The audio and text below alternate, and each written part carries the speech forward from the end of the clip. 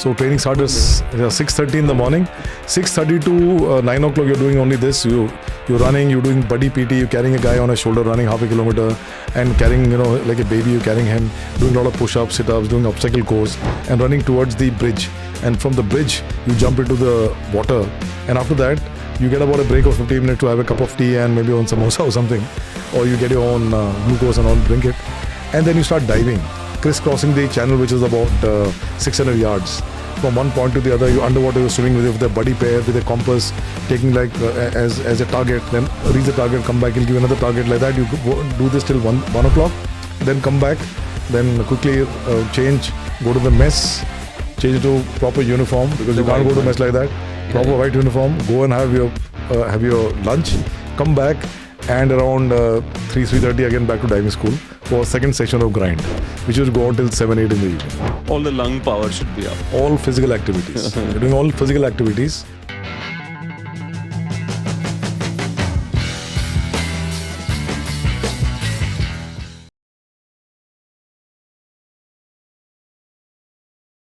नमस्कार, मेरा नाम है सुशील सिंह और आप देख रहे हैं इकोलेस। आज हमारे बहुत ही विशेष गेस्ट हैं जिनका नाम है कोमोडोर विजयपाल रावत जी। आदरणीय रावत जी भारतीय नेवी में लगभग 34 साल तक इन्होंने अपनी सेवाएं भारत को दी हैं। जैसे आप जब भी सुनते हैं कोमोडोर हैं या इनका जो स्पेशलिटी है वो है मरीन कमांडोज, मार्कोस के सदस्य थे ये। तो आप कई बार सोचते हो कि जब मार्कोस होंगे तो बड़े ही सीरियस किस्म के होंगे, लेकिन आप अगर इनसे मिलेंगे तो आपको पता भी नहीं, जब तक ये खुद ना बताएं कि मैं मार्कोस का कमांडो, तो आपको पता नहीं चलेगा मार्कोस के कमांडो हैं ये। बहुत ही फनी, बहुत ही अभूतपूर्व और असाधारण प्रतिभा के धनी हैं। जब भी आप इनसे बातें करेंगे आपको एक ऐसी अनुभूति होगी जैसे आप किसी बड़े भाई से बात कर रहे हैं। इनकी सलाहें, इनकी पर्सनैलिटी लगभग ऐसी ही है। एक हाई इम्पैक्ट स्ट्रेटेजिक लीडर रह चुके हैं और अगर आप इनकी बातें सुनेंगे तो आपको भारतीय जो आर्म्ड फोर्सेस हैं, स्पेशली जो स्पेशल फोर्सेस हैं जिनको कहा जाता है, जो कमांडोज होते हैं, उनकी ट्रेनिंग कैसी होती है, वो कितने मुश्किलों से गुजरते हैं ताकि वो इस देश की सेवा कर सकें। बहुत ही नई चीज़ें इन्होंने बताई इस इंटरव्यू में। मैं ज़रूर चाहूँगा कि आप हमारे इस इंटरव्यू को देखें। ये मेनली एक बातचीत है इंस्टेड ऑफ अ पॉडकास्ट। एक नॉर्मल बातचीत हो रही है, ऐसा लग रहा है कि मैं अपने बड़े भाई से बात कर रहा हूँ। बहुत मुझे व्यक्तिगत रूप से आप ये बातचीत सुनेंगे, आपको बहुत मज़ा आएगा। उत्तराखंड के लोग इतने ह्यूमिलिटी कैसे होती है? How are they like this? Because I've been traveling to Uttarakhand several times. I've never seen anybody who's a gunda, who's like, or there is a crime rate which is on top in Uttarakhand. Yeah. How people of Uttarakhand are like this? You put them in a war and they'll win it for you. And it's going on from last 1,000 years or more. Yeah, I think there are two different things. Number one is that, people in the mountains are generally very happy for whatever little bit they've got, because mountains are very difficult and treacherous place to stay. Vegetation is very less, and whatever the steppe farming they have, that doesn't give much product. Then there is the monkey menace, there's a menace of the wild boars and all. So overall the productivity is much less, and they are quite isolated. It's only recently that a lot of things have happened. But if you see traditionally, 50 years before that back, and also there was a lot of isolation. So I guess the civilization as they exist in the plains, as they call in the mountains, had not touched them and had not affected them. That is number one. Number two is there is always a tendency I've seen in not only in Pahadis but in any group, when there is least amount of resources available to people and they are still able to manage, they actually are much happier. And thirdly, very, very aptly if I put, it is called Devbhumi. Yes. So there must be a definite reason why it is called Devbhumi, because people are simple there. So this doesn't really answer your question as to why people are very, humility factor is much higher. But I guess these are the collective, inputs that actually shape the personality of people. I've always seen people very happy there. I myself, when people who have worked with me for so many years in the armed forces, now I'm working in a private setup, I'm always smiling because I don't feel major issues which other people consider it to be very difficult to handle, or even minor issues which can become difficult to handle, I find it much easier to handle it. And I always try to find some humor factor in everything. So this is me. And if you look at my family, everybody in the armed forces, they have also the similar personality. So I guess your observation that people are very, there's high down to the earth is correct. Now the same people, once you put in the organization like the armed forces, they become deadly warriors. It is not only them. Anybody who is in the armed forces, the way the people are trained and the objective which is made very clear to them, they all become very deadly. So one can't segregate कि Pahadis per se are that deadly soldiers. Yes, there is a deadliness, but with a lot of sense of responsibility. Let me give you a small example. So मेरी बेटी उत्तराखंड जाती है और उसके पहले she doesn't know how to run. I mean, she runs like a bhondu kid. Yeah. Okay. She stayed there for 10 days and she came back like an athlete. Okay. तो ये तो होगा ना, अगर आप उत्तराखंड के हो तो आप जिंदगी जीने के लिए पहाड़ चढ़ना है या उतरना है अल्टीमेटली, तो ऑटोमेटिकली जो बॉडी में कहते हैं ना उसे कि पावरफुल तो हो ही जाती है. दैट्स व्हाई उत्तराखंड की एवरेज लाइफ एक्सपेक्टेंसी पूरे देश से बहुत ऊपर है. आई थिंक हमारे उत्तराखंड में जो 90 साल 100 साल आपको बड़ा इजीली अवेलेबल है, हर गाँव में मिलेंगे. Generally women folk. हाँ. Men do stupid. That's why they die. Yeah, because men, most of the men drink and they smoke, and they also waste a lot of time. Yeah. Unless he's from the armed forces. But have you seen those reels जहाँ पे नहीं, why do men die? हाँ. Right? किसी tin में बम लगा के फोड़ रहे हैं. Yeah. आता नहीं, boys why they do, they die. So ठीक है, I understand. Women जिएंगे. I agree. Please continue. Sorry. Yeah. So basically, you said this about your daughter that she went to Pahad. Ji. And वहाँ पे after 10 days she became like an athlete. That is all because of the exercise she did of climbing the mountain up and down. Yeah. And maybe साफ हवा, AQI level almost zero. So all these things will definitely affect somebody's psyche. And moreover, what happens? It's the psyche which plays a major part. If you are going to the mountains and even for 10-15 days and do trekking and all, you yourself have come with the intention of becoming better than what you are. True. And you also know that this is going to really help you later part of your life. So that itself actually forces you or urges you to do something more physically. So once you come back from there, obviously you'll find yourself much more physically fitter. तो अभी अगर हमारा कोई दर्शक देख रहा है, because you have been not just into forces but into special forces. Yeah. और एक तरह से देखा जाए तो आप लेजेंडरी हो स्पेशल फोर्सेस में भी. एक यंग लड़का जो देख रहा है, अगर उसको आप ये बताओ कि how to focus on something, तो how will you ask him कि फोकस कैसे, जैसे यू डिसाइड कि मुझे XYZ काम करने हैं, how do you focus on it? So firstly, this word legendary, I don't totally agree to it. A lot of podcast people ask me the legendary. I mean, we are not legends, we are just normal Fauji people. For us you are, without a doubt. But there are, of course, among the Fauji, there are people who have got who've done much better than at least me, I can say that. So your question about if I have to tell someone how to focus in life, is very simple. That I feel that once, if you want to achieve something in life, you have to do things which you've never done before. So for that, since the thing which you have never done before will be initially when you think of that will seem to be very difficult, or that point in time you will feel that it may not even be achievable. But then if you visualize, and that process is such a process, it actually psychs you totally, your mind. You start visualizing the image of what you actually want to achieve in life. And once that happens, तो रास्ते अपने आप खुल जाते हैं. Your subconscious mind will start dictating your decision thereafter. And automatically a sense of discipline will come into you, because if you want to achieve something in life, you have to meet some milestones.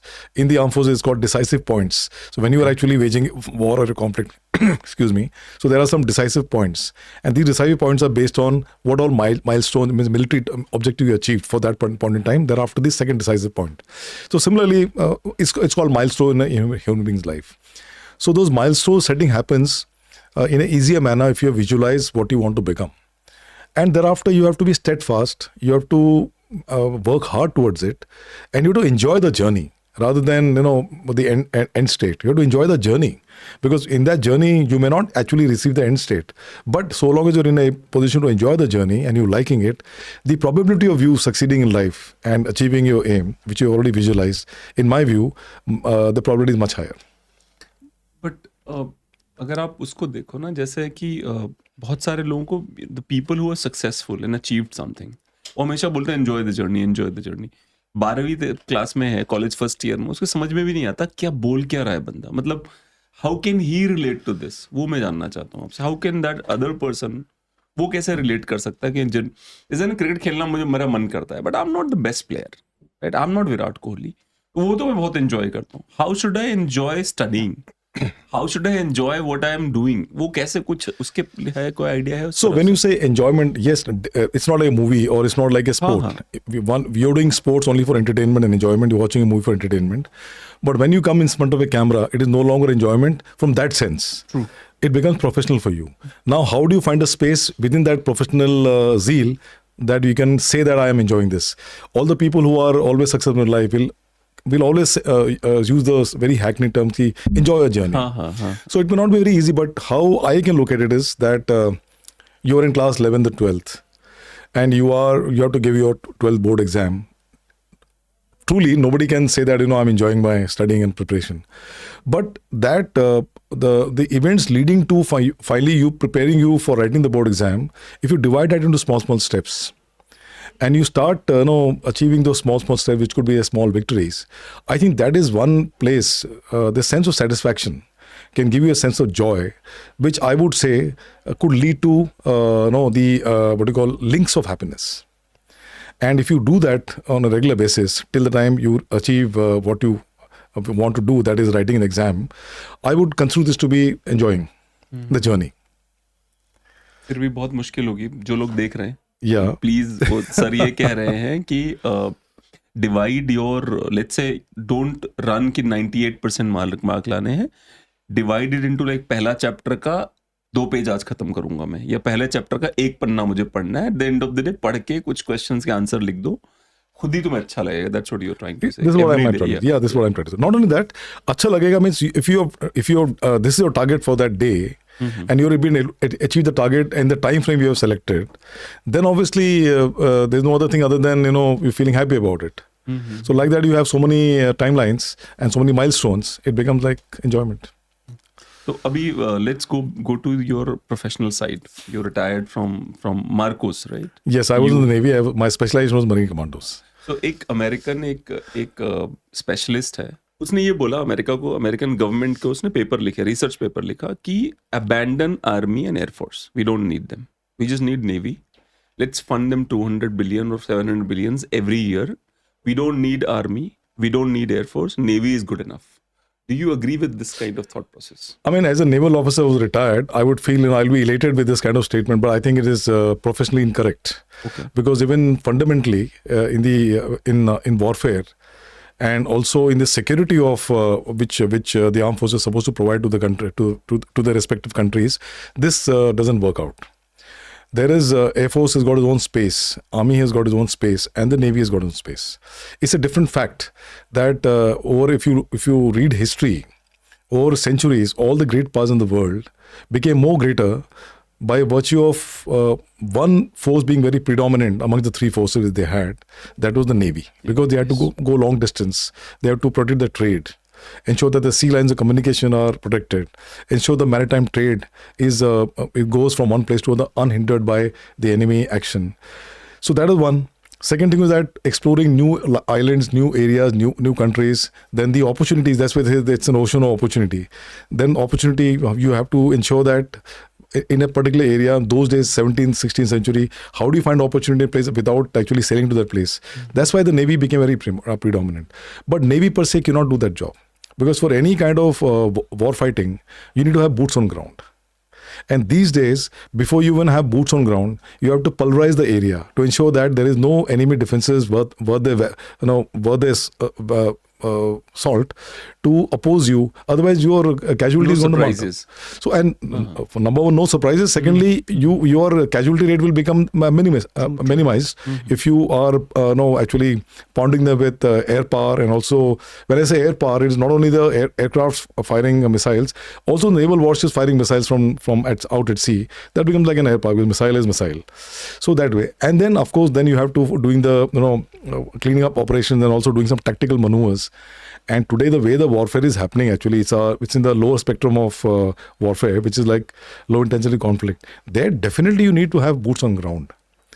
And those people can be Navy people. Why not? No, so then see now what you're trying to say is that instead of that, you can say, instead of saying Army, Navy, Air Force, let's call the armed forces or let's call the military. Okay. And everybody wears the same uniform, they get the same kind of training, and the same guys serve on board ships also, and then some of them actually go on land like Marines, and some of them fly aircraft like Navy, as such they fly aircraft. True.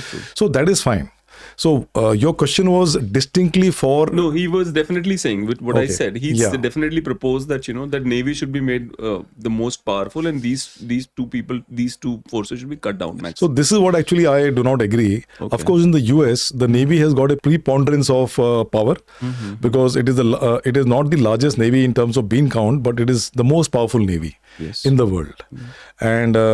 And that is the reason why they are able to be present anywhere in any conflict situation and are able to bring to the front the kind of firepower which is required before you can also go ahead with some other kind of subsequent follow-up operations. तो एक और भी सवाल है कि जो American navy है या फिर चाइनीज नेवी है और इंडियन नेवी है, so lot of times we get like almost की थर्ड पोजीशन पे या फोर्थ पे हमारी नेवी आती है. But a lot of people are very skeptical of that real power. They think that we are not at fourth in vis-a-vis China. They think कि हम 4 पे नहीं है शायद. तो इस पे कुछ देना चाहेंगे आप कि do you agree with this kind of thought, or you think no, that's not right thing? See, it's like this, that it's like it's like a boxing match. You can't box above your weight. You can't punch above your weight. You fight. If you're a bantamweight chap, you fight with bantamweight. So, and if you're a bantamweight chap is fighting with a heavyweight chap, it becomes very difficult. So, what happens? Every country has got its own fault lines. Similarly, every country has got its own security dilemma. And they know that who are their enemies, who are the state, who are the people who are trying to be inimical to your own interest. And accordingly, you can shape up your armed forces so that you can provide the required defense and also offense as and when it is required. So it is wrong to say that US Navy is the most powerful, it's got so many ships and all, vis-a-vis Indian Navy is not that much number of ships and maybe the sophistication level. But so long as we are able to handle all the security issues which we are going to confront now or maybe in future based on the appreciation which are done by the planners, where is the problem? I am able to meet my requirement.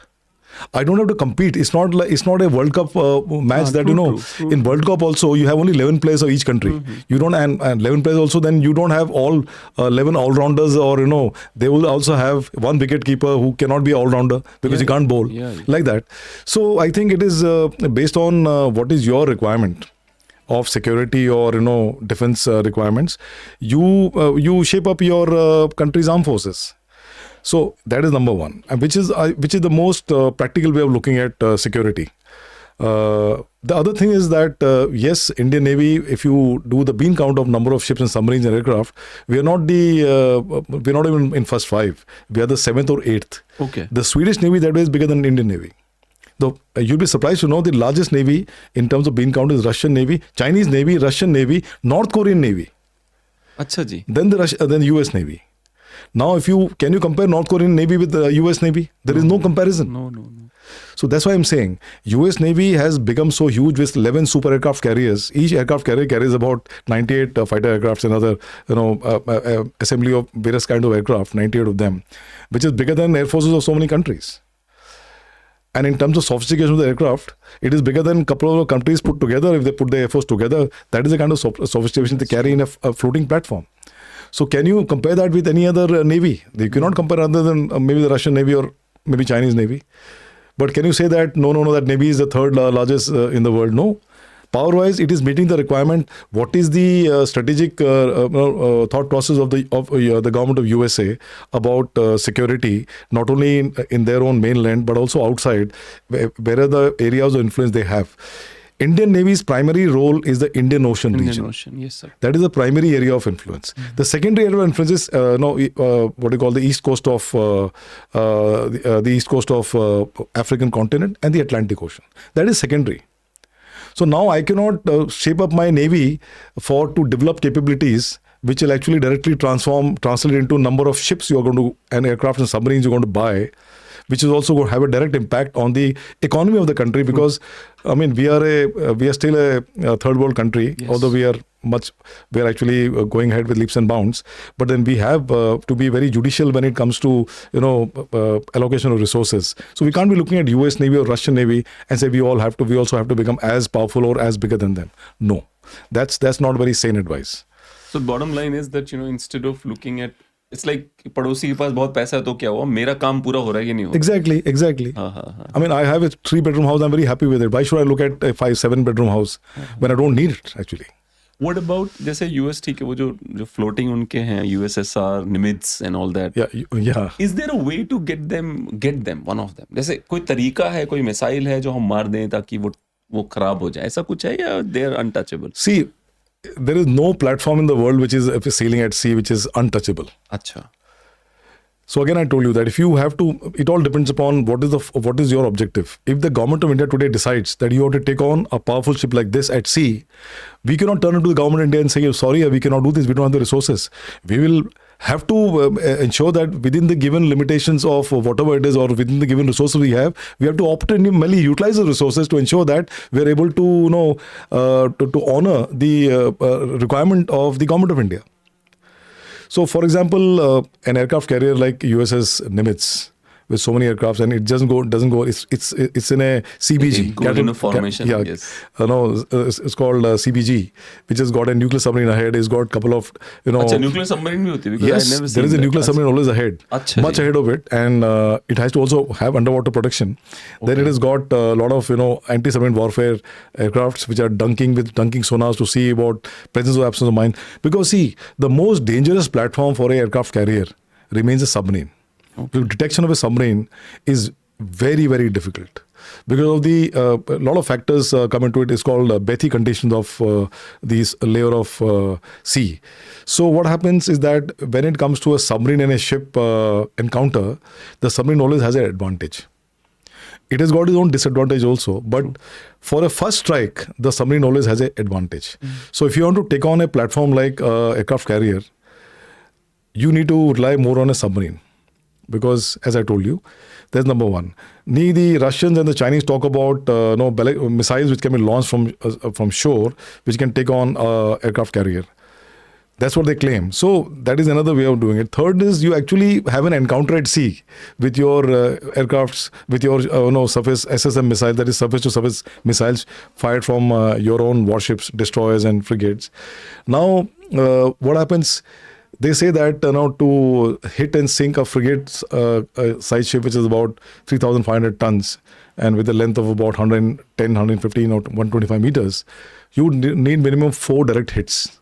Okay. 4 to 5 direct hits if it is a missile. Okay. For aircraft carrier, it could be anything between 8 to 12. Okay. And that too, because the aircraft would also respond. Yes, they would definitely. also have safety measures. Definitely. The US Navy is strong and powerful because their system. What happens when a carrier battle group is moving, and why it has got so many aircraft? There's something called as combat air patrol. Means there are some aircrafts which are doing air defense, providing air defense. So they do combat air patrol. Some aircraft may be about 150 nautical miles ahead of the carrier. And they are doing the combat air patrol. That means they are actually looking at any contacts which is approaching close to the, which could be a threat to the aircraft carrier.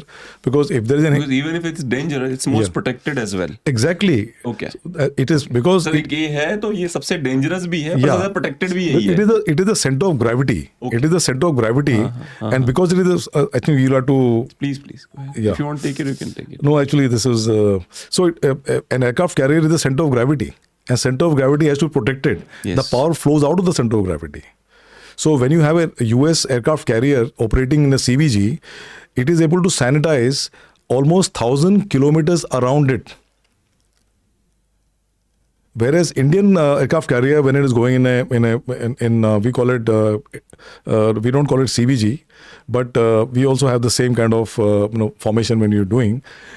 We are able to today, with our given assets, about 500 to 600 kilometers around the aircraft carrier, we are able to sanitize. Will be there. When you say sanitize, means you can actually identify, we can actually search, locate, positively identified and prosecute. That means you can actually fire and sink those those targets. So that is called. So hypothetically, let's say you are moving inside the sea, right? And Yeah. then you saw there is a threat 500 kilometers away. Yeah. Do you guys give him warning that, just be careful that we are here, or do you attack? What happens? See, there are some rules and regulations. Okay. So there are wartime rules and regulations. There are peacetime rules and regulations. There is also international convention for the laws of sea. So now what happens? All these rules and regulations are to be followed by all matured countries in the world. Everybody honors. So using matured. Yeah. Like for There are a lot example, of people who don't. There are a lot of countries who don't. yeah. So rogue nation is a rogue Yeah, nation. yeah, true. A banana republic is a banana republic. But most of the majority of the countries in the world who are part of the UNO, they will honor, and they got a navy. They will honor all those things. So when it comes to wartime, you just don't sail around anywhere else. You have your objective in mind. Like for example, if Indian Navy has to take the 1971 war.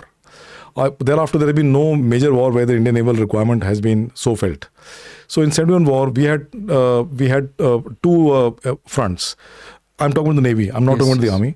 One was the Northern Arabian Sea, and second was the Bay of Bengal. Yes. So in the Bay of Bengal, we had to do blockade so that no warship or no ship from Pakistan could come actually and deliver any items of war fighting items or even provisions to the Pakistani army which was deployed there.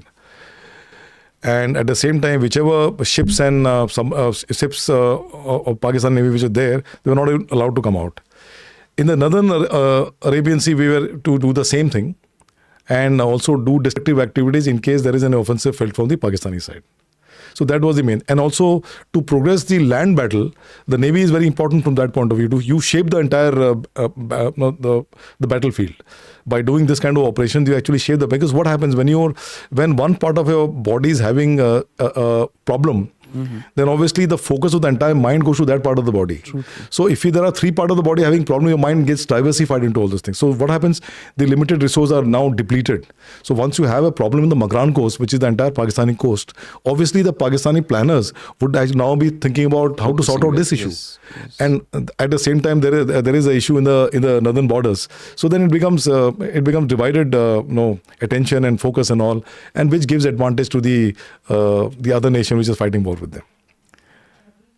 So now when you have a warfare like this happening, which I just give you an example, then the rules and regulations are different. But still, even this, there is method in madness everywhere. Even in war fighting also, there are some method and rules and regulations which people follow. Like for example, if you declare a minefield, like if you lay mines in an area, sea mines are laid basically for two purposes. One is to ensure that no enemy warship enters that mine area from that area to threaten your coast. And second is you lay it in a defensive. This is the defensive manner, and one is offensive manner. Means you go towards the enemy area, lay the mines there to ensure that their ships are bottled inside the harbor. The moment they come out, they'll be blasted by the mines. Yeah. So there are two ways the mines are laid. But when you lay the mines, you have to declare it that I've laid the mines in this places. So sometimes you lay paper mines. Paper mine means you don't actually lay the mines, but you declare that I've laid mines here. So the enemy will feel that there's a mine there. So he will try to avoid it. At the same time, this is also deceiving an enemy into taking some other course of action, which is detrimental to him and beneficial to us. So that happens. But once you have declared a minefield, and the moment there is truce declared and the battle is over, it is your duty and responsibility to ensure that the mines which you have laid are removed by you. So that is also when there is also, I won't say, but there is a method in madness. So this is one thing I've told you. Then there are other things, like you just can't stop because the sea all around, when you say Northern Arabian Sea, and the Arabian Sea per se, it has got a lot of shipping traffic of multinational countries. That's true. It is carrying trade for the whole world. Yes. Yeah. So you can't be targeting any ship which is not identified positively as helping the other country against whom you are actually having a problem. So you have to avoid that kind of things. So you have to declare. In the peacetime, if you still see a threat, which is, let's say hypothetically, where INS Vikrant is moving, and you saw Pakistani submarine. Yeah. What is the step? What is the next step then? See, now what happens? There are some rules. For example, if you see the sea area from the coast till 12 nautical miles, it is called the territorial water. Which In kilometers? 1 nautical mile is 1.8 kilometers. So you can say that around 22 kilometers. That much area is actually yours. All your rules and regulations as applicable inside on the land is applicable there also. So there, if any enemy warship has to come, he has to ask the government of India. If a submarine has to come, It's a sovereign nation. yeah, it's a sovereign nation. So if the submarine enters that area, you have all rights to prosecute the submarine. But normally what we do is that if there is a submarine doing this, or beyond that there is another 12 nautical miles which is called the contiguous zone. Even that area, in that area actually enemy warship can come. Then there is EZ, exclusive economic zone, which extends further beyond from the coast to about 200 kilometers or 200 nautical miles from the coast. Now, in that area, there are a lot of commercial activity which are not, which cannot be done by any other country other than our own country. And if the warships are there, they cannot do any war maneuvers there.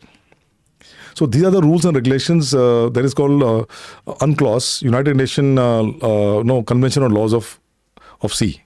UNCLOS. So that is a convention which is signed by and ratified by about 62 odd countries in the world. US has not ratified it. Even China has not ratified it. But India has ratified it. India, Pakistan, Bangladesh and many other countries have ratified it. Most of the European nations have ratified it. So those follow this. And not only those, even although people have not ratified, but they still follow it as a good conduct. Okay.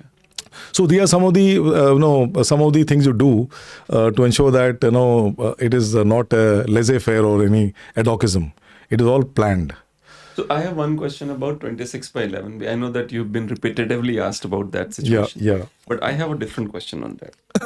My question is that I remember watching that live on TV, especially on NDTV, and I remember MARCOS getting in.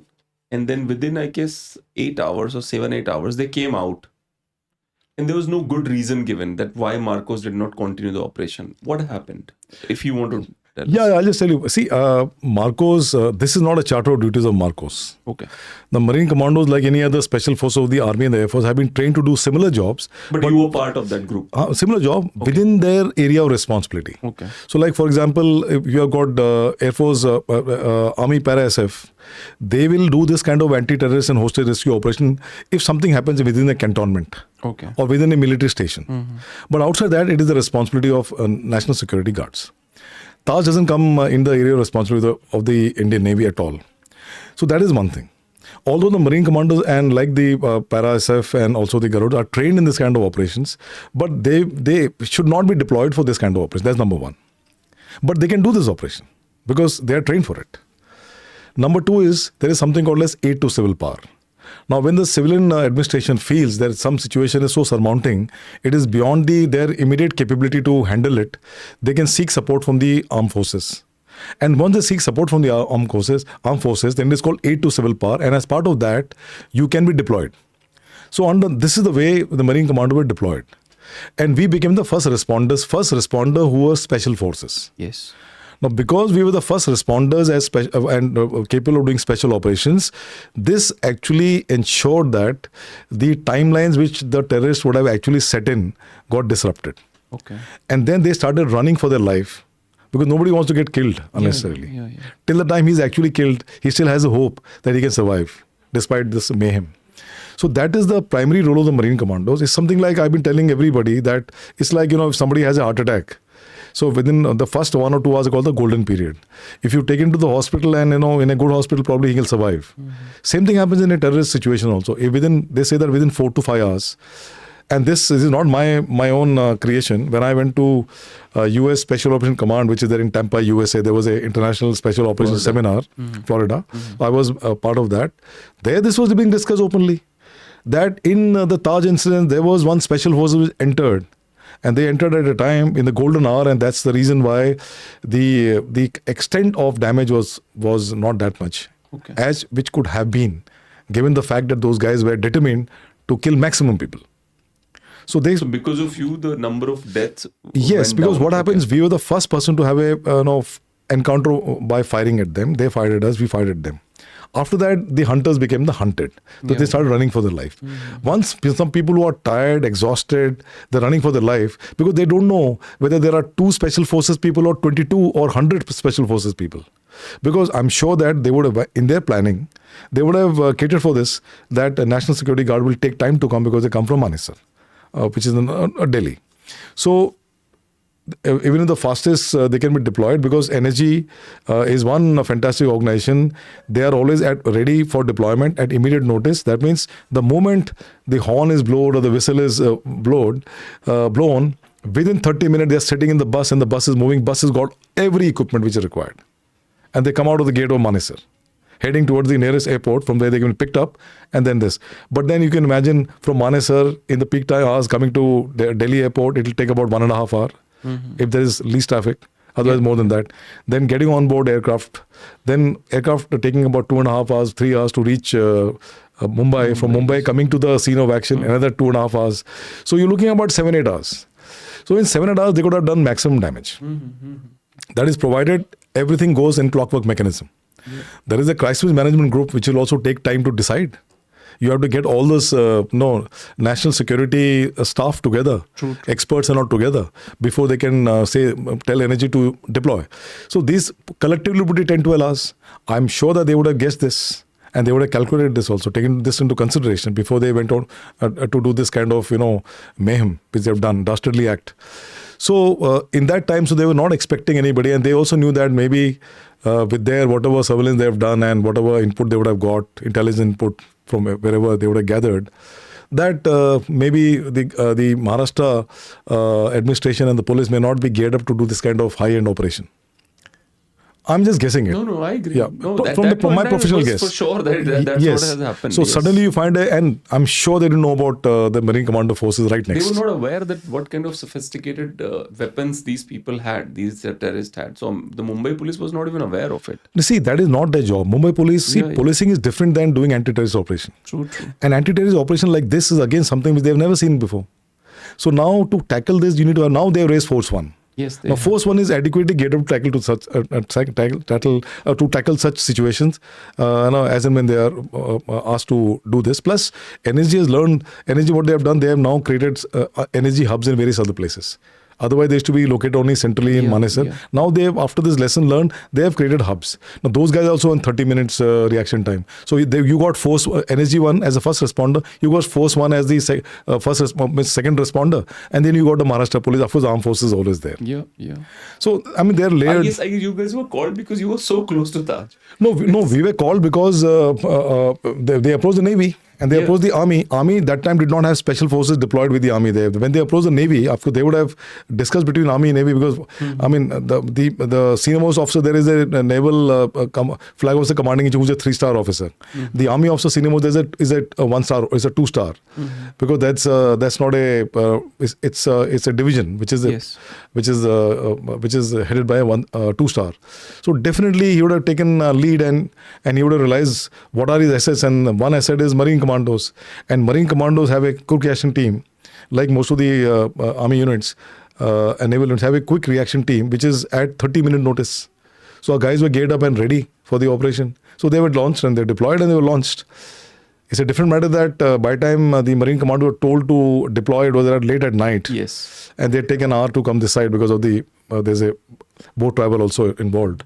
And you'll be surprised to know that a lot of people in Mumbai did not know where the MARCOS are, what they do. They see them only on 26th January and 15th August and some operational display they have in Marine Drive. They see Marine Commando. From where they come, they don't know. So this puts me another question. Like America advertises about Navy SEAL so much. Navy SEAL.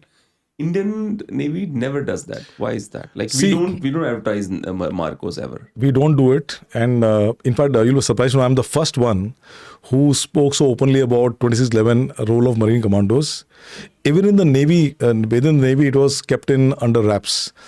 And I was heading the Special Forces as Principal Director for about 8 years, and there were some people senior to me who did not actually know the exact role of Marine Commandos.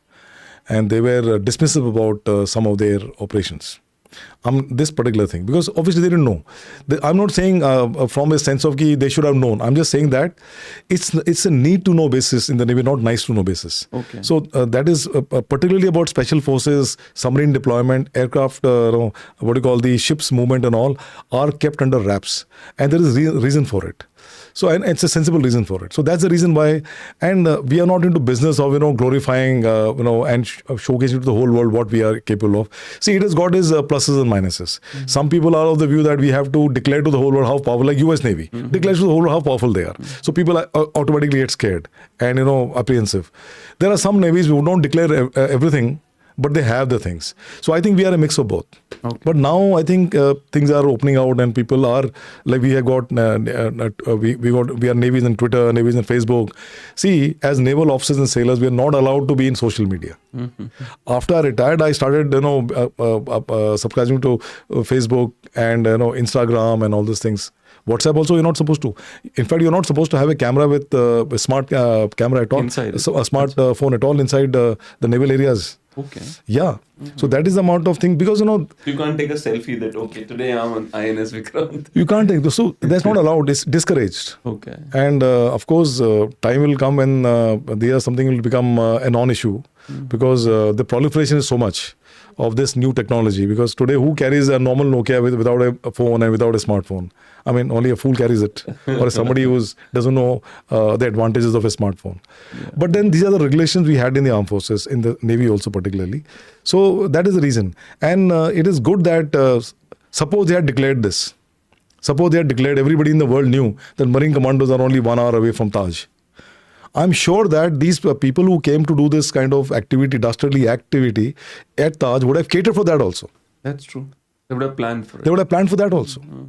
So that is the thing, no? Mm-hmm. So sometimes it is advantageous, sometimes it will not be advantageous. I think being from the special force, it is very advantageous for us, for the people not to know our actual capability. Yes, some demonstrated capability, which you actually do to show to the public, look here, we are also capable. For that, they should have the knowledge. But the actual capabilities, which are niche capabilities, which are high-end capabilities, they should not know, and they don't know. That is the good part. They don't know. Mm-hmm. Today, I superannuated in 2020 November, and the person whom I handed over is a good friend of mine. We meet socially. We never talk about what is the developments happening in the Marine Commandos in terms of weapon and equipment, in terms of policies which they are planning, other than HR policies, which are, of course, or some procurement which are like related to platform procurement. But niche capability procurement, nobody will tell you. And even if he's the best friend, he will not discuss. He will not tell you. He's not supposed to. Kuch aur charcha chalu hogi, yes, but not this. Yes, they will not talk about this at all. And even in a Marine Commando unit, there are some specialist people who are doing some job for which, other than the commanding officer and the 2-3 other senior officers who are there, nobody is supposed to know. Nobody knows, and which is correct. So that, I guess, also happens in the army. It happens in the Air Force. So one way it is good. So one more thing that because you're into special forces, and I don't know if I have to. If you don't want to answer, that's fine. We'll edit it. Yeah. Have you killed somebody by your own hands? No, but I've not killed anybody. Okay. When it's see, now again, what happens? The problem of special forces is like this only. You want a Coke or something? No, I'll take water. Okay. The problem of special forces is this, that you keep on training on a regular basis for one mission, which you may or may not get. For the entire age. Yes. Navy, yeah. So in my case, I was deployed in Jammu and Kashmir, in Sri Lanka. And because my time, that was the hotspot. And by time the Which deployment, year was that? This was in 89 to 91. 89 to 90. Okay. Then I became rather senior for any further deployments. Then I was into operational planning and all. Is it frustrating to become senior instead of reaching the point of action? Is it frustrating that senior बन के office में बैठना पड़ रहा है, वहाँ नहीं जा सकता? See, the question which I'll answer you with a question. Okay. Is it frustrating to be 45-year-old or 55-year-old as compared to 35-year-old? It has like its pros and cons, right? Exactly. So what happens? Definitely, people like us, and it's not only in the special forces. If you're a submariner or if you're an aviator, or if you're a guy who's doing round the world trip, solo yachting around the world, which one naval officer recently done. Or if you are going in a yacht with 5-6 people and doing navigating the whole world, these are all something which are crazy ideas. But there are people who have the adrenaline pumping and they do this. So as Marine Commandos, most of us had that some kind of quirk in your mind that you want to do something very high risk and adventurous. That still stays. Even at my age, I still feel I need to do something like that. But the mind may be willing, the body is not willing. Okay. So that happens. So you do tend to get frustrated at times. So similarly now now I'm talking about my age, but when I was in staff, so in staff people really don't feel that comfortable as compared to in field, because field is a place where you have been trained for. Yes. But what happens? You have to achieve a milestones, professional milestone to get elevated in position and all. So for that, staff work is very important. And as you know, paperwork is the most important thing. That's true. So it's got its own challenges and it's got its own benefits. So from that point of view, one becomes very mature. Once he comes to the age of 40, he starts commanding special forces unit or commanding a warship. So at 40, this is your responsibility. You know that at 45, you may not get this kind of field tenures at all. But then you will get some other challenging jobs, which will be pushing files and getting approvals for manpower from the government of India, or getting approvals for a new project, or getting some good high-end sophisticated weapon equipment, platforms, discrete platforms and all these things. That is the challenge by itself. So you go past the younger days and you come to that, and so there are every stage you have challenges, which is very satisfying. So is there a non-disclosure agreement which you guys sign before leaving Navy that even if I'm retired, I will not supposed to discuss this, or that's an understanding that you're not supposed to? See what happens. There are some few things which which we don't know, and you're not supposed to talk about it. So again, there are two ways of looking at it. People who are 1-star, like I was a Commodore 1-star and above officers are supposed to have a cooling off period of 1 year. Cooling off period? Cooling off. That's called, yes. So for 1 year, you cannot seek employment with a company or with a area of business which was dealing with the armed forces for that specific thing. So suppose I was in special, which is a great thing. So because what happens, people do curry favors and all, and it could lead to some issues. That's number one.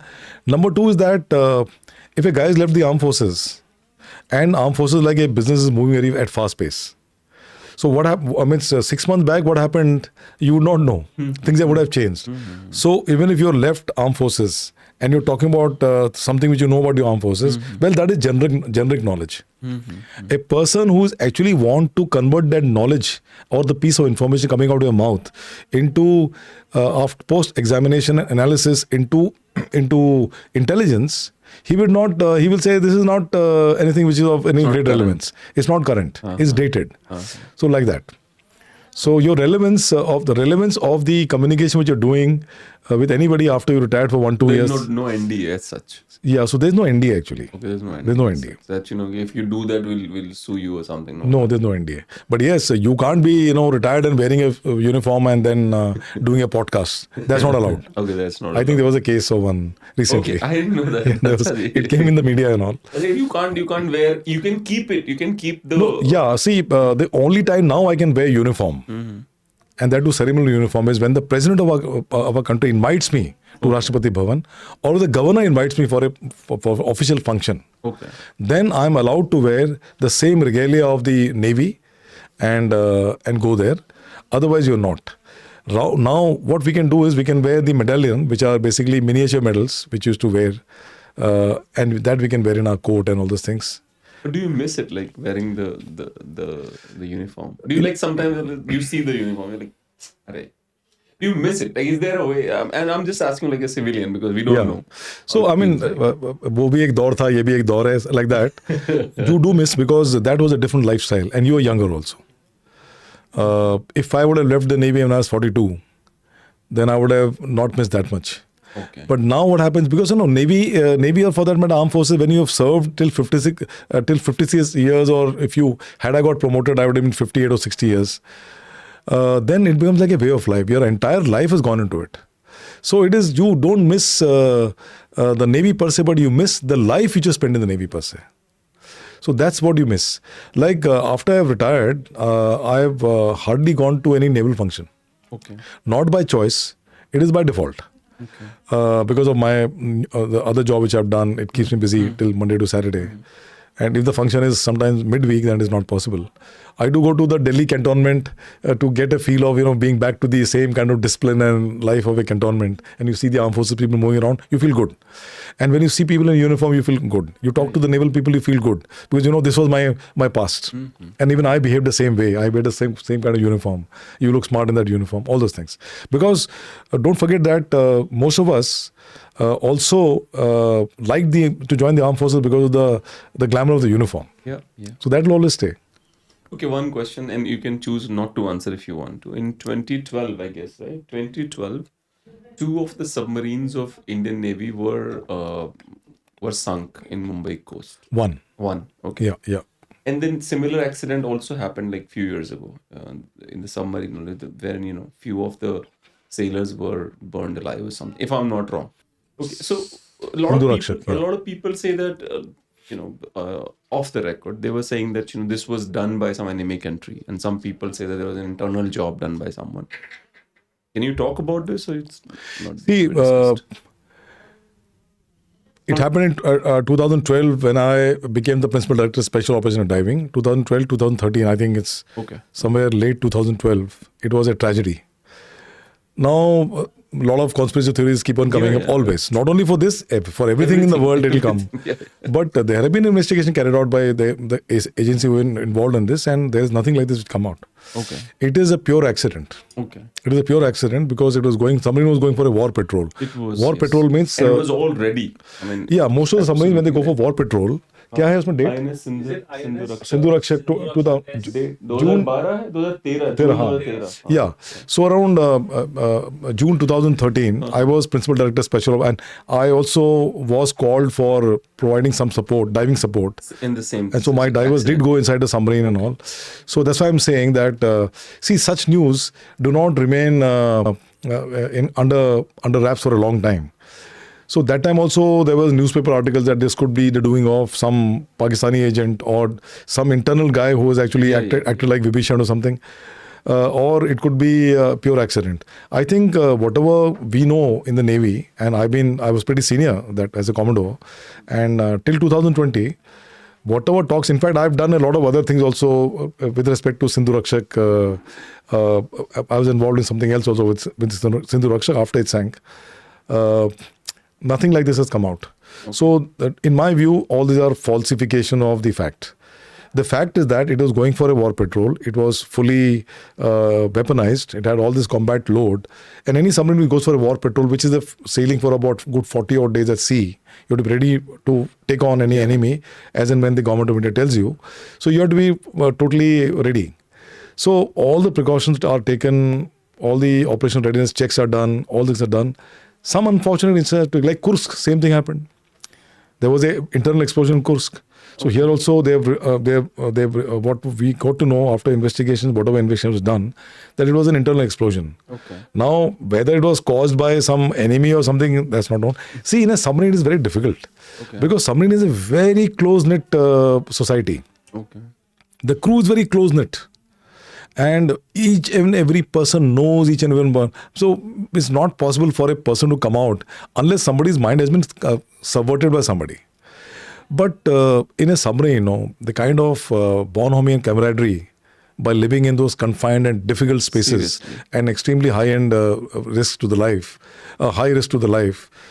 I don't think something like this. We have never heard of this. Forget about Indian Navy. We haven't even heard in the second war about any submariner acting like a traitor. Okay. So that's not possible. It's not in the psyche of people in the armed forces. Okay. So what about armed forces who are involved in this kind of activities? It's not. There have been some people caught spying and all that. They're all, but you'll not find somebody from the special forces community or from the aviation community or from the submarine community. You will not. So another thing, you were discussing about your days in Sri Lanka, but I guess for some reason you didn't. Would you like to talk about your days in Sri Lanka? When I was in Sri Lanka as part of the Indian peacekeeping force and deployed for some. Earlier I was deployed on board a warship. We were carrying the troops from Chennai to Kankesanturai or Trincomalee and then getting the troops back from there. That was when I was a young officer. When I was very young in the Navy. Then thereafter I became a marine, I became a mine clearance diving officer, which is also part of the special operation forces in the Navy. Sea mine thing. sea mines. So then my job was, whichever ship comes to the Trincomalee Harbour, I'm supposed to do my team was supposed to do underwater bottom check. So you guys used to wear those gears Diving and get sets, inside, get diving inside sets, this- and do okay. a underwater bottom check to see if there's any limpet mine in the jetty. Because the easiest way to blow up a ship is to put limpet mine. So What is that? limpet mine is a small mine, which can be anything between 2 kg to 5 or 15 kgs, and that divers come underwater and fix it on board a ship, on the bottom of a ship, Okay. I got it. and it is timed. So now It's like a time bomb. Time bomb. So enemy can time it in such a manner that when the ship comes and embarks 600 people, Yes. and when it's leaving harbour, it explodes. So as I told you, underwater damage is the most difficult to repair because water gushes in, and the ship will go down actually with so many people. That's true. So that's why it was a very important task. So we used to do that, clearance of ships, clearance of jetty before the ship comes. And when the ship is leaving, before the ship is leaving, half an hour before the ship is leaving or 1 hour, we used to do a thorough underwater bottom check. So that was the primary task. The other task was also doing patrolling along with the marine commandos within the harbour area using their fast attack crafts. So these two jobs we were doing. Nothing very significant happened during my deployment time in Sri Lanka, so nothing much to talk home about. So a lot of times, there was this movie I was watching called as Fight Club. So in the Fight Club, when this guy decides to corrupt mind of people and make other people his soldiers, he said, "We are not children of God. We are not born at the time of Great War or Great Recession." So he gives those examples of Great War and Great Recession to change the mind of these people so that they can work for him like a terrorist. Did you watch Fight Club? It's an amazing movie. I've heard his name. Edward Norton and Brad Pitt. It's an amazing movie. Please watch it. I would request Fight you. Club. No, yeah, my son was mentioning about it. Yeah, it's an amazing movie. I mean, I can't tell you the suspense of it because otherwise it's a spoiler. Okay. I have okay.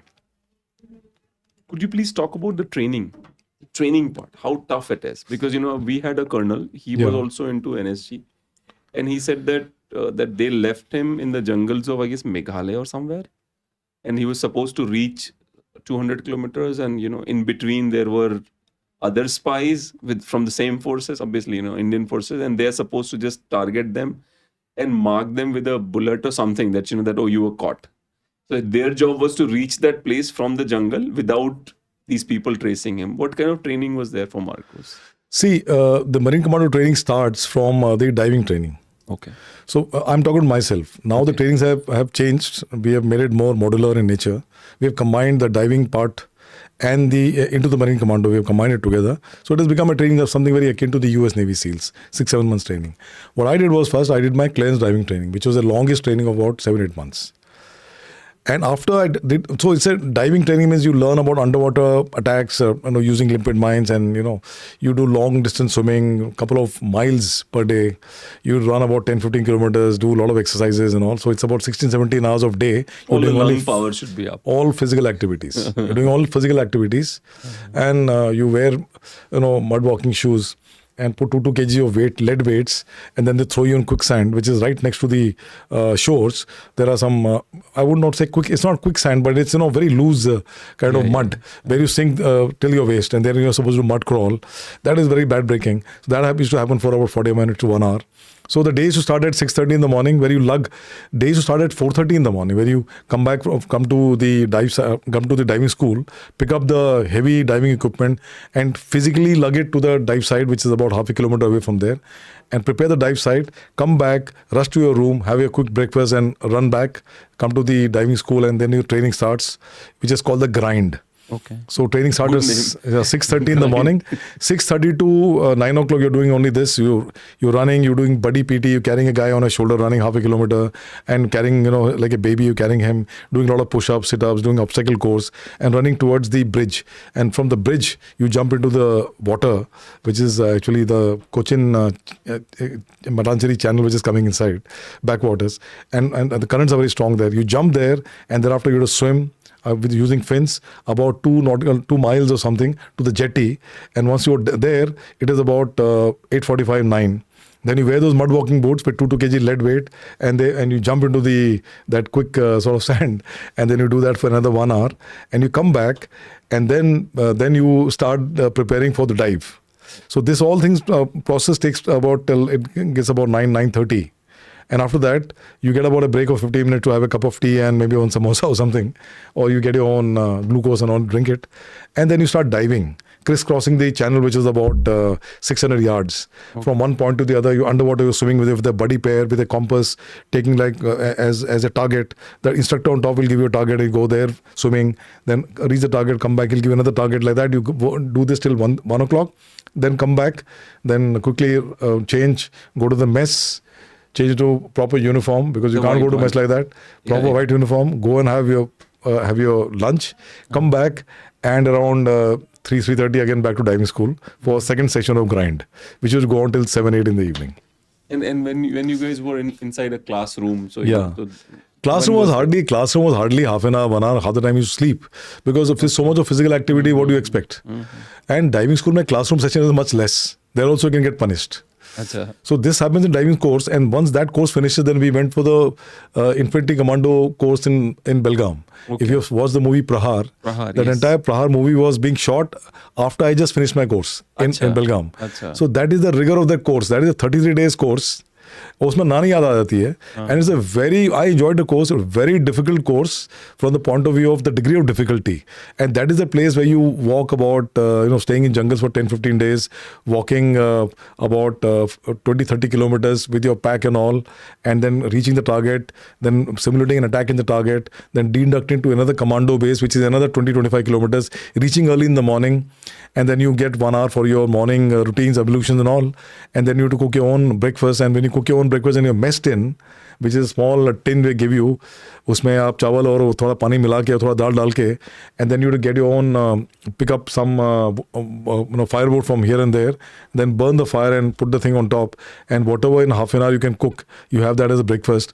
And sometimes the instructor will kick your food, saying that the vehicle was ambushed. So these things happen. They keep on troubling you. And so this leads to, thereafter it is, what you were talking about exactly is the escape and evasion phase. Yeah. So in that phase, you are like prisoner of war.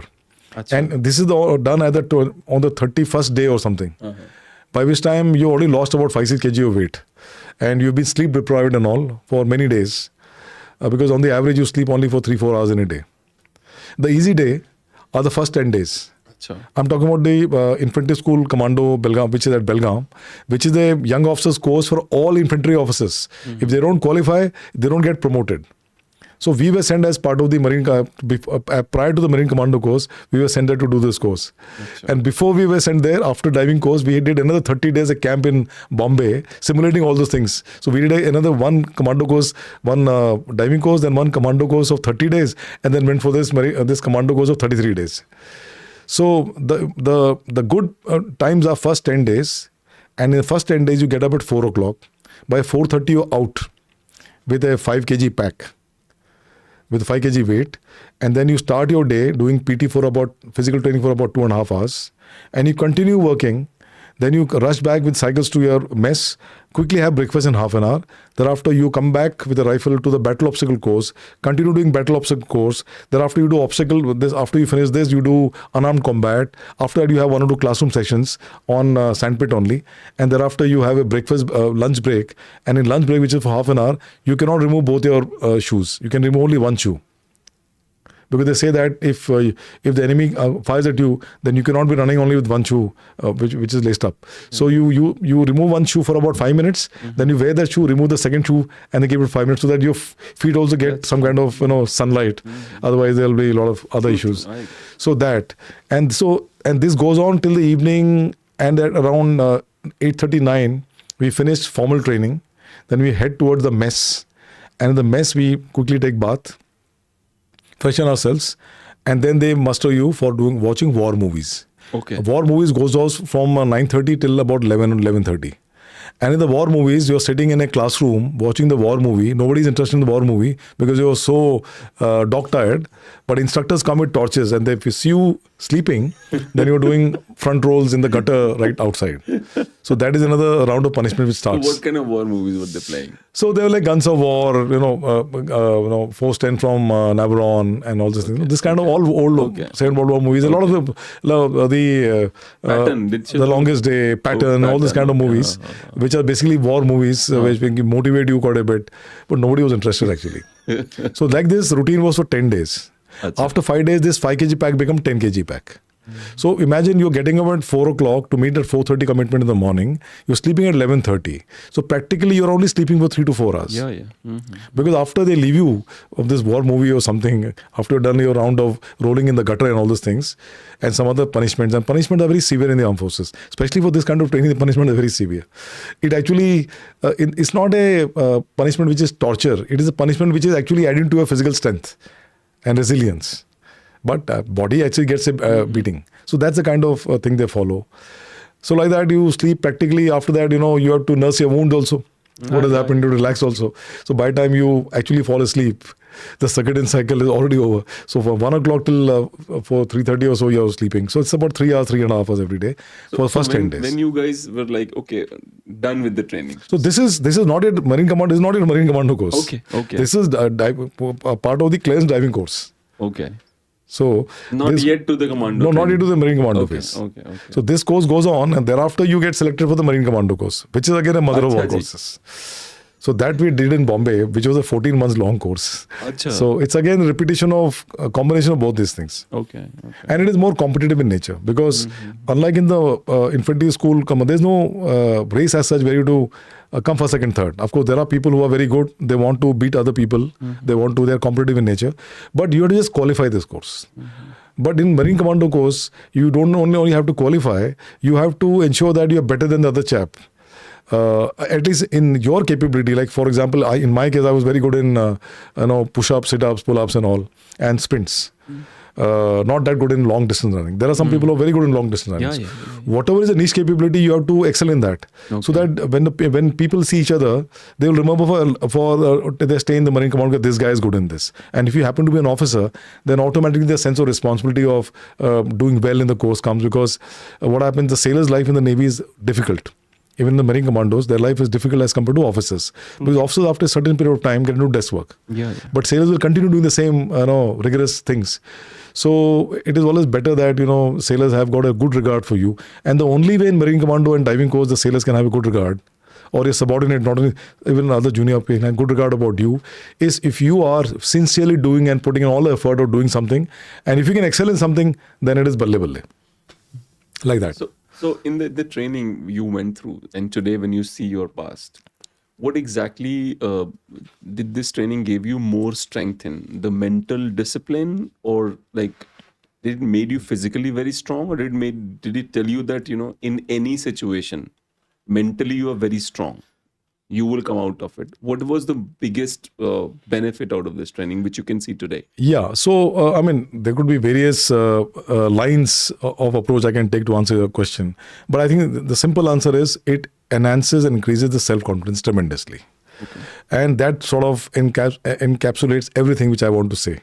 If a person's self-confidence is increased many folds, then probably he's mentally very strong and physically agile. And so any problem doesn't seem to be a problem. When you see in the face value, it doesn't seem to be a problem. You always want to try to find solutions because you know that you have been into tough situations, life and death situations. And the second thing is that your interpersonal relationships become very good. Because when you are put in a grind together with your course mates, and when I say course mate means officer sailors together, because our courses are all officer sailors put together. Certain places you have only officers course and sailors course, but in our case it is Marine Commando and diving is together. So you build good relationship management becomes very good for you. You get a sense of empathizing with people. You have your self-empowerment, that you know that you can do these things. You know that there's everything which you have to do afresh has got a start point, has got a finish point, and a journey in between. Start point, it appears to be difficult when you are looking at in the face value, but once you dive deep into it, you find that raste apne aap hi khul jate hain, and then this surmounting problem, as you say, becomes that much more easier. And then you also see element of flexibility, and you see various other approaches which are actually emerging automatically when you're in the journey. So all these things happen, And this is directly because of the kind of self-confidence which you gain. And I would not single out Marine Commando course or diving course as something which has given you self-confidence. The entire course in the armed forces, starting from the National Defence Academy, which I joined in 82, from there this process has started. And always, as I believe that self-confidence is something which is fragile. It can actually shatter when you are confronted with a difficult situation under different circumstances. It can actually shatter. There again, you have to pick up your building blocks to have the kind of self-confidence. So then in between started getting injections of self-confidence. Like you did diving course, again injection of self-confidence. Then Marine Commando course. Another dose. Yeah, so because we had self-confidence, we were able to do these things. And then later on in life, I found, I don't want to do comparison with me and my colleagues in the Navy. Everyone excelled in their fields and everyone is professionally very, very sound, was very sound. And I'm sure that whatever they're doing after they retired from the service, they must be excelling in that field. But yes, I found me and the people of my community, the Special Forces community, means the clearance drivers in the Navy and the Marine Commandos, they have a difference in the way they look at things. And so that is one thing I could say, that approach has changed. Approach is slightly different. Okay. Like I got cancer. Means I actually have got breast cancer. So normally what happens, the first when somebody is diagnosed with a cancer, so the first thing they would say that denial. Then you'll feel ashamed. Then you'll feel you'll be cheated.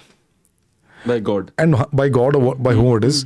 And then the feeling of why me. And then finally come to the acceptance. But the other stages you follow, which one doctor told me, and I think it's true also. But in my case, the moment I was diagnosed with this ailment, I accepted it straight away. Okay, but this is okay, this happened to me. It's not my doing, it's nobody's doing. It just happened. Genetic or whatever you call it, it just happened. So now the first thing in my mind is, I got this ailment, what am I supposed to do? Yeah. So what is the course of action for me? And I did that, did a little bit of reading and consulting my friends and all, and I exactly did what was required. And now I've been 2.5 years with the ailment, which I've actually, now I could say that I'm a cancer warrior. And so whatever steps I took, I now realize that I had taken the correct step. So this was one fallout of maybe my training in the Navy, and particularly training in the Special Forces. So a lot of people, these stages, a lot of people waste a lot of time in doing this. That's correct. Stages, they waste a lot of time That's because correct. of which the problem increases. Overall. Correct. Okay, one more question I have. The in between, and I'm sure you would have been serving at those days, the Somalian pirates. Yeah. How dangerous they were, the way media hyped it. Were they actually that dangerous to the Indian ships, or they were just big hype done by media, if you are aware of that? See, piracy is always a big nuisance. And it also increase the Lloyd's insurance of all the cargo ships in the piracy affected currently area. Also our one of the ship which was bound to India is also been abducted by Houthi people, if I'm not wrong. Yeah, actually Houthis, that is on the eastern African coast, not in that area. Piracy was a nuisance. It happened. It used to happen in the South China Sea also, Indonesia and all this area. And it was more prominent in the Gulf of it in that area. So we had a warship deployed there. Not only we, many countries had got their warship deployed under some CTFs and all, Combined Task Force, which was handling anti-piracy operations and all. So it was a menace. And see, merchant vessels traditionally are unarmed. And they are huge carriers of cargo. Yes. And cargo means commerce value. So if anybody, all these pirates who were essentially fishermen of their when Somalia was a country by itself, they had the Somali Navy. And then after that, it became a no man's, it became like a banana republic, and all the warlords took their own parts of the entire area and had their own ruling. So then the Navy was formally not there, so they became fishermen. And after that, what happened, even the fishing community was losing ground, because Somalian area per se is a very rich fishing banks. But then most of the big countries in the world used to dump their waste there. So that also didn't become very lucrative. So they want to do something else. So it's a result of what vicious everybody circle. else is doing to them. It's a result of everything what everyone did to them. Now, piracy per se is a very profitable business. अच्छा जी. Not only for the pirates, but for those people who are actually trying to fight legal, fighting legal cases against the pirates. अच्छा. And to my knowledge, whatever I've read, there are lines which can be drawn to Europe also. So a lot of people benefit from this. Now, in the last couple of years, I have hardly heard any piracy case in this area because no doubt, precautions have been taken. Navy has been deployed. So we do. And those pirates were brutally punished by a lot of different navies. So there's a protocol of how to handle pirates. अच्छा. So those guys are doing for a living, and they take so much of risk, climbing onto a ship and commandeering it to some place.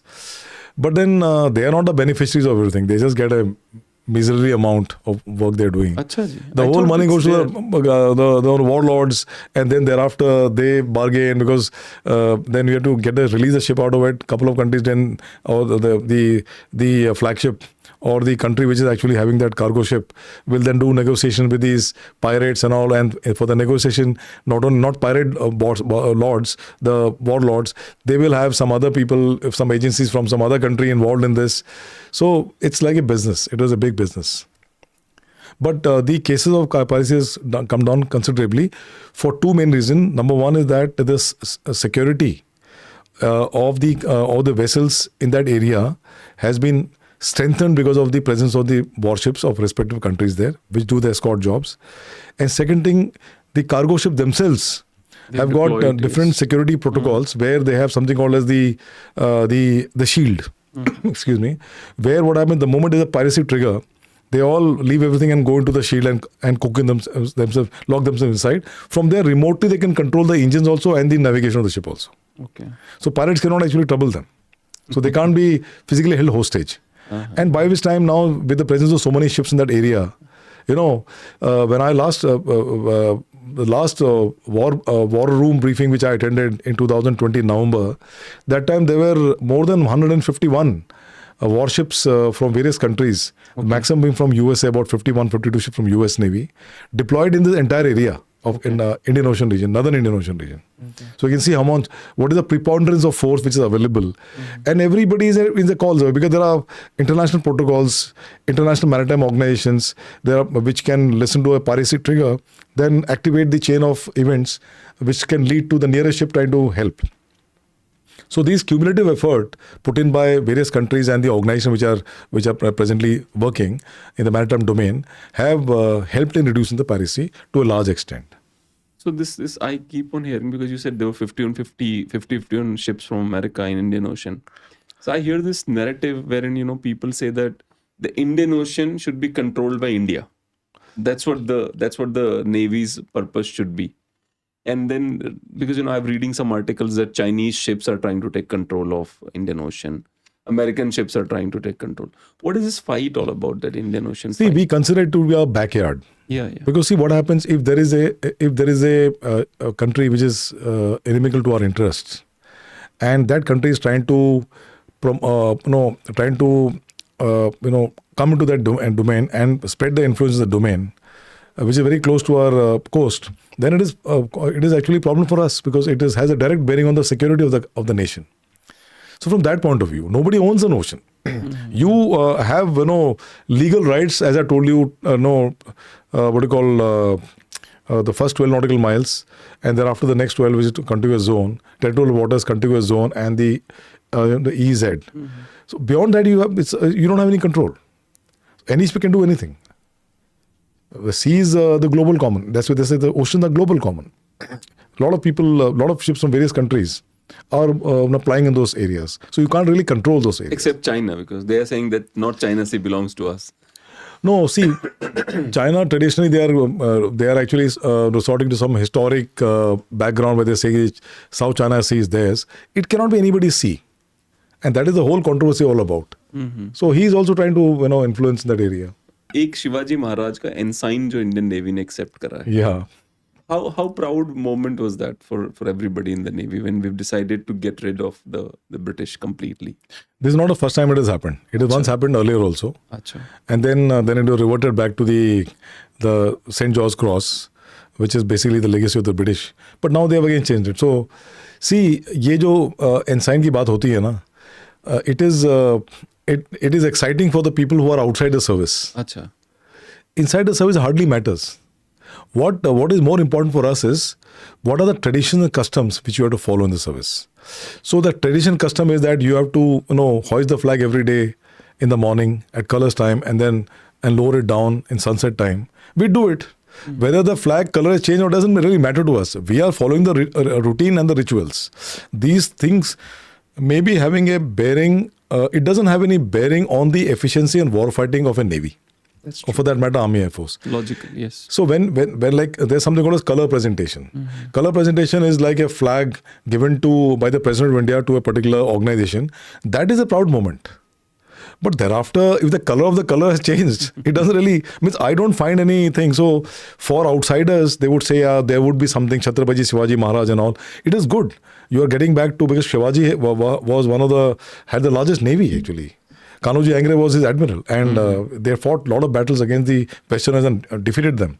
So there's no denying the fact that Kanoji Angre and of course Shivaji Maharaj has left a huge footprint when it comes to the maritime preparedness and the maritime security and the maritime power of India in the 17th century. One can't deny that. So if somebody is adopting that and adapting to the day-to-day, where's the problem? It's nice actually. You're going back to the roots.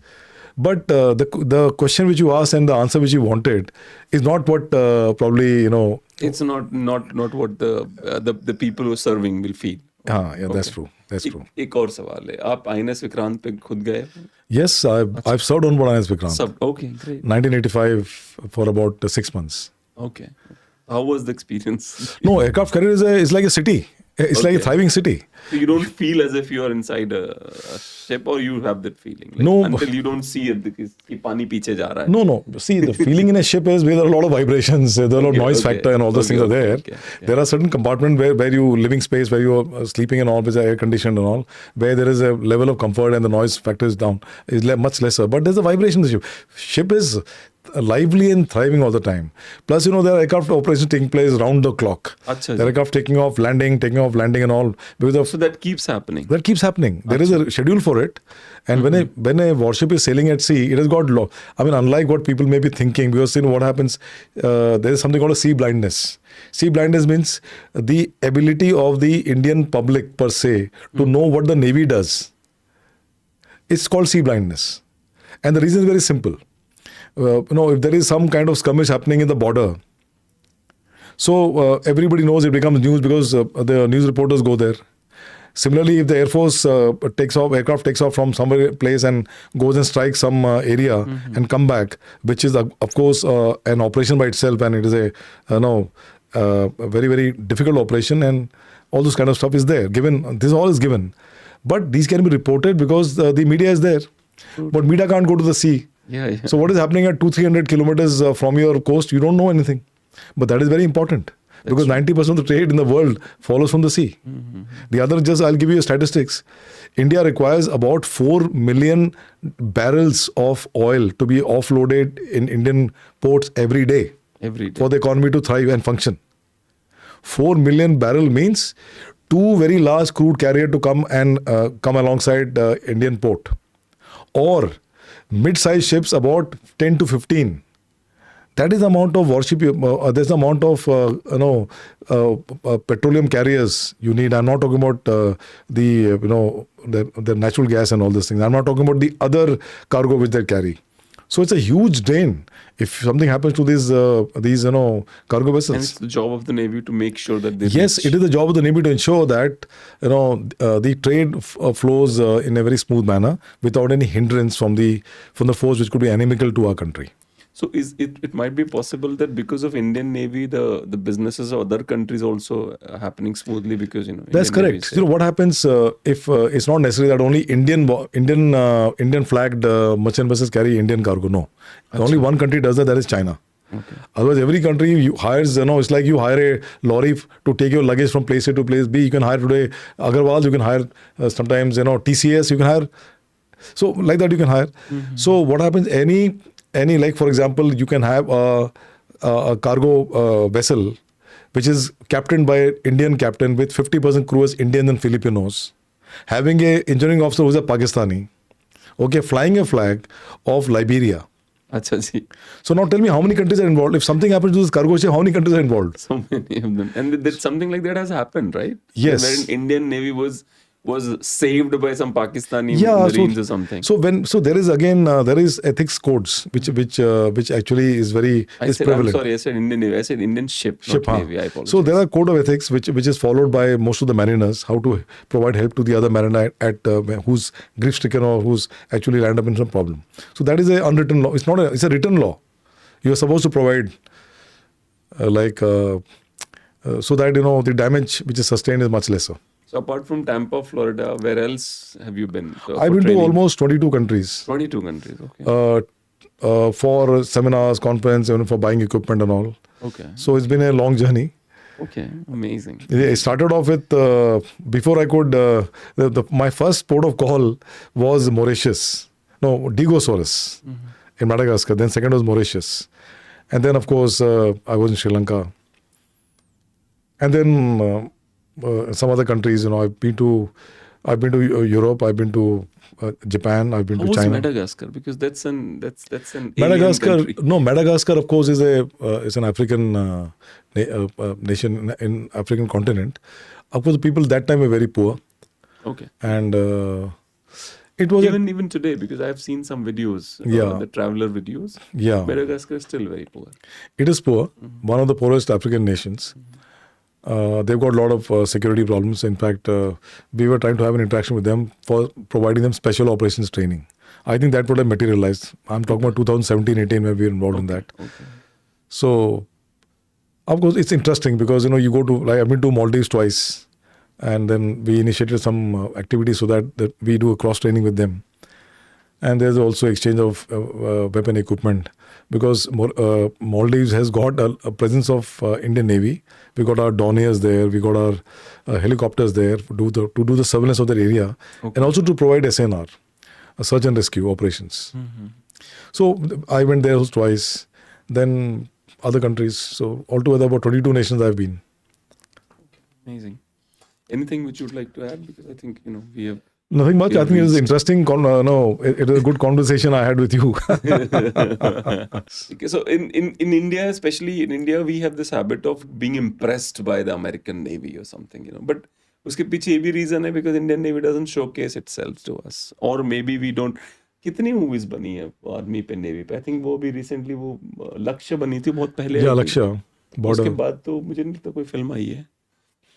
There is, like, for example, in America, they make movie on the activities of army from World War II, World War I onwards. लगातार फिल्में आती रहती हैं लगातार. अपने यहाँ पे ऐसा नहीं होता. अपने यहाँ लक्ष्य लास्ट फिल्म लक्ष्य थी मुझे लगता है. No, there are some actually when you see Hindi movies, उसमें the element of truth is very less actually. If you see, I think Lakshya was still logical. Lakshya was logical. Do you agree? Because I can't say that. I mean, see, there is a dramatization of a lot of things, but yes, if it is portraying the protagonist as a person who was involved in Kargil operations, Kargil was most difficult level of operation which Indian Army did. Not only Indian Army, but Lakshya talks about army people. So Army did. Otherwise, no. तो कारगिल में आप लोगों का भी role था? Not MARCOS. अच्छा. We were deployed somewhere else. As I told you, war fighting is not only one specific wings domain. जरूरी नहीं कि आप जो कर रहे हो रिपोर्ट भी हो. हाँ. So Navy का तो जो भी होगा ना, because see, when Navy gets involved, it becomes a very major issue. अच्छा. But as I told you, if you create trouble in one place, the mind gets diverted there. So resources get diverted there. So I guess, blockading of the entire Magran coast, which could have been which was perhaps one of the tasks of the Indian Navy. In fact, I'd done a podcast in which I had mentioned about the role of Navy during Kargil. Achha. So a lot of people don't know about it. It was called Operation Talwar. Achha. It was a major operation done by us. Of course, there was no guns fired, missiles fired, because you don't have to fire something. You can, by your evasive maneuvers you do, you can actually display your intent to the enemy. And the enemy knows, now I can't mess around with him. And then that occupies his psyche to such an extent that he becomes very defensive in nature, and he will take some actions which will have detrimental effects on his ongoing operations on the land. So, matlab, impact लड़ाई हो रही है कारगिल में, आप यहाँ पे उसको yes. उसको आप वो पुश कर रहे हो मेंटली Exactly. कि औकात में रहो, हम यहीं पे खड़े हैं सामने. If you are doing a blockade or partial blockade, if you are implementing in the Makran coast. So partial blockade means what? You're not letting the ships go to Pakistan coast? See, when you say blockade has to be it's an act of war, and you have to declare that you're blockading this area. Now, to blockade this area means not a single ship from that harbor can come out in that area and can ply in that area. Now, in today's world, is not possible. So, when you say blockade means you have to have the number of ships and the capability to ensure blockade. So that's why I'm talking about partial blockade. So if you say that, see, Pakistan has got two major ports. One is Karachi, second is Mohammed bin Qasim. In these ports, bulk of their crude oil also comes and bulk of the cargo comes. Now they require about something like 550 lakh barrels of oil every day. Which means for them also there are a couple of ships, at least 5-6 crude oil ships have to come. If you don't allow the ship to come there, within 2 days they'll put their hands up. They'll not be able to fight. Because उनके petrol bunk में इतनी लंबी line लगेगी, then what will happen? Will they fight or will they sort out the civil unrest which will happen because of this? So this is an effect which can create larger effects. So that's why naval operations have become very silent. Why silent? Because it's out at sea. Nobody knows what is happening. There's no news reporter embarked on the ship to report, and even if he cannot report. So you guys otherwise also discourage the reporters on the ships and all. Because we take reporters on board warships when there is some day at sea, when we are trying to do some maneuvers for the family also embarked. Otherwise, there's no business of reporters or coming on Prime board. Minister or President. Of course, when senior dignitaries come, then they're only covering their news bites and all. Nothing to do with what Navy is doing there. Unlike in Kargil, where Barkha was reporting. Whatever type of reporting she was doing, everybody's getting the report. Even the other side was getting the report. So which sometimes is good, but sometimes may not be good. And a lot of people claim that, I don't want to make a controversy, but a lot of people claim that some people lost their lives because of specifically this lady's reporting. Some people lost their lives. No, I also read, but see, it's like she was doing a job. Now, see, again, you can say the same thing about 2611 news coverage also. Yeah, it was. So when you are showing the helicopter coming, India TV, I remember India TV suddenly started talking to one of the terrorists and asking them, what are your demands? And I remember it was like 2008, and I was not as mature as I am today, but I understood that whatever they're doing is wrong. Yeah. You can't call a terrorist on the TV channel and say, what are your demands? That's not right. So what actually happens is it is better for the news people to report. Now, to do real-time reporting is something which is now we are discussing. I feel that but I think after that there is a lot of maturity and some rules and regulations have been laid down where you can report an incident 45 minutes to or 1 hour after the incident occurred. Yes. Because in special operation, that is the time you need for you to progress with the operation. If you are doing an operation beyond that, it becomes difficult for you. Because there's something called as a theory of relative superiority. Achha. So that actually gets diluted. So then, because when you do special operations, then your number is very small. This like anti-terrorist and hostage rescue operation is special operation of a different kind. I'm talking about special operation which happens like Entebbe. That is special operations. Or Neptune Spear, which is done by the US Navy SEALs, SEAL Team 6 in Quetta, when they actually eliminated Osama bin Laden. Achha. These are all special operations. Now, they did the entire operation in 90 minutes and went off. Similarly, here, Entebbe also, 60 minutes or 90 minutes operation went off. What is Entebbe? I'm not aware. Entebbe was in late 70s. The PLO people had hijacked one airlines and landed in Entebbe in Uganda. Okay. And they were bargaining with the Israelis for release of the Palestinian. Vijaypal sir से हमारी आज की बातचीत ख़त्म हुई और मैं बता नहीं सकता मुझे कितना ज़्यादा इम्पैक्टफुल लगा है ये और कितने शानदार व्यक्तित्व है इनका। जितना आप जानेंगे उतना आप इनके करीब होंगे, उतना आप इनको अपने जीवन में इनके लिए जो स्थान है वो और ऊंचा होता जाएगा। मुझे बहुत मज़ा आया एंड थैंक यू कि आप मेरे साथ जुड़े रहे। बहुत बहुत धन्यवाद। इकोलेस देखने के लिए धन्यवाद। हमारे चैनल को सब्सक्राइब करें, हमारे वीडियोस को लाइक करें और बेल आइकन ज़रूर दबाएं। बहुत बहुत धन्यवाद।